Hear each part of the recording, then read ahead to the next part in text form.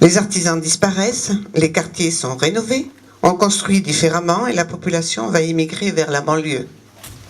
Toujours grâce à la photographie, nous avons et nous gardons le droit au souvenir et le sentiment de la nostalgie. Le photographe est témoin de son temps et nous montre ces images qui permettent de le remonter. Notre exposition Paris Mémoire est une anthologie de notre capitale. Les images exposées ne sont plus réalisables aujourd'hui. Aussi, nous vous offrons de vous attarder devant chacune d'elles, mais vous l'avez déjà fait. Mais il faudra le refaire. C'est une histoire, un film certes pas très gai, ni délicieux, mais tellement beau. Alors que l'on soit lotois, parisien ou habitant d'une autre région de France, nous avons tous un attachement particulier pour Paris. Cette ville mondialement connue. Je vous invite à nouveau à vous balader dans ses cours et ses ruelles. Et faites comme le photographe qui, il y a plus de 40 ans, battait le pavé en levant les yeux au ciel de Paris.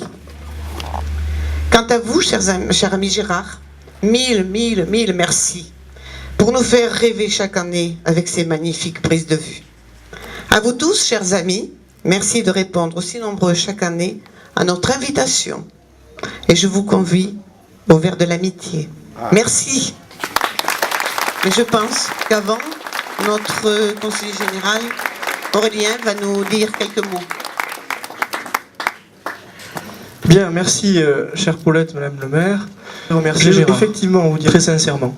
Je voudrais le remercier de façon amicale, d'abord, et ensuite le remercier, si vous m'y autorisez, au nom de tous, le remercier de nous offrir son travail, car c'est d'abord un travail, son talent ensuite, naturellement, et de le mettre à la disposition de nous tous, dans ce village plein de charme qu'est Bauma. Je crois que c'est là une preuve de générosité qui n'est pas nécessairement commune à tous les artistes. Et je pense que de ce point de vue, ce que vous offrez au territoire, Gérard, ce que vous offrez à ses habitants, mérite largement les remerciements que Paulette et que nous tous, nous pouvons vous adresser avant toute chose.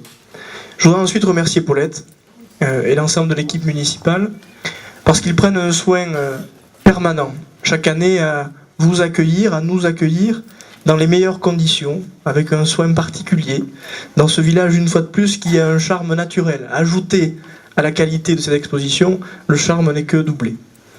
Aujourd'hui, on nous parle de Paris. Une idée un peu saugrenue, venir parler de Paris à Bauma. Mais Paris, dans nos discours d'élus, c'est plus souvent pour tirer sur la centralisation, sur les technocrates, les Parisiens, les énarques. Paris est pour nous plus souvent la caricature que l'expression d'un charme et d'un cœur de France qu'on découvre au travers de ces photos. Paris, c'est naturellement pour nous la ville des Lumières, la ville de l'élégance, la ville des amours, la ville des grands bâtiments, de la Tour Eiffel, de l'Arc de Triomphe et bien d'autres. Mais Paris, ce n'est pas que cela. Paris, c'est autre chose que ce que le touriste, ce que nous-mêmes, nous pouvons en voir quotidiennement.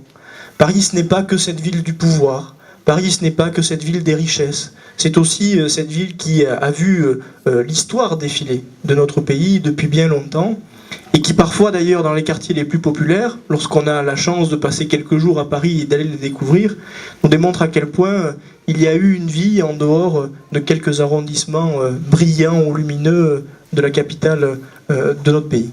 Et aujourd'hui, cette découverte, cette promenade, car c'est en fait un petit peu ça, le fait de simplement faire le tour de l'exposition nous donne ce privilège absolu de nous promener dans un Paris oublié, un Paris de mémoire.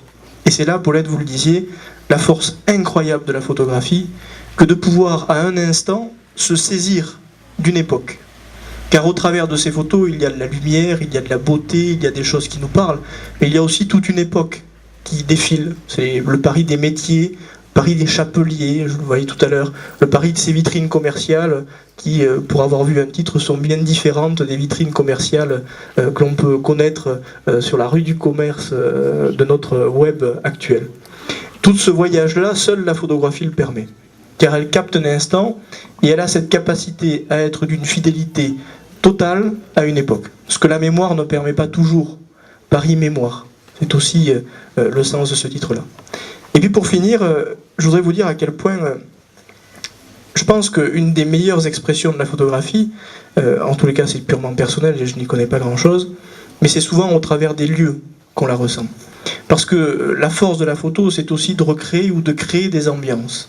Et quelque ambiance meilleure puisse être créée que dans des lieux.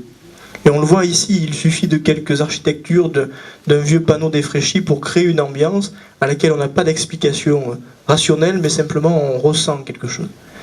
Et puis ce sont des lieux qui ont vu vivre du monde aussi. C'est un point important.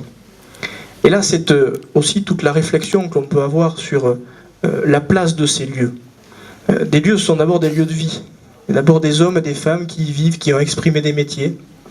Il y a toujours un lien entre un lieu et un homme avec un grand H. Et je crois que dans ces photos aussi, on le découvre. Moi, on se pose souvent la question de savoir si un lieu ne forge pas aussi la personnalité de quelqu'un, nos personnalités quotidiennes. Puis on se demande aussi si ce ne sont pas les personnalités des gens qui forgent le lieu. Et là, on voit qu'il y a une communion totale. Sur ces photos sur lesquelles il n'y a pas un seul homme, on imagine de suite ce qui se passe derrière les vitrines. On sait qu'il y a de la vie sans avoir besoin de la montrer. Et ça, je trouve ça tout à fait extraordinaire. Je terminerai sur ces mots en vous remerciant vous tous parce que c'est un plaisir permanent de vous accueillir aussi nombreux chaque année, en remerciant une nouvelle fois très chaleureusement et très personnellement Gérard pour sa générosité et son talent naturel. Ce travail-là qu'il nous offre aujourd'hui, c'est un plaisir qu'on renouvelle chaque année et que je souhaite voir renouveler durant de bien longues années pour pouvoir en profiter personnellement et que vous puissiez, vous toutes et vous tous, en profiter largement. Voilà. Et toujours aussi modeste.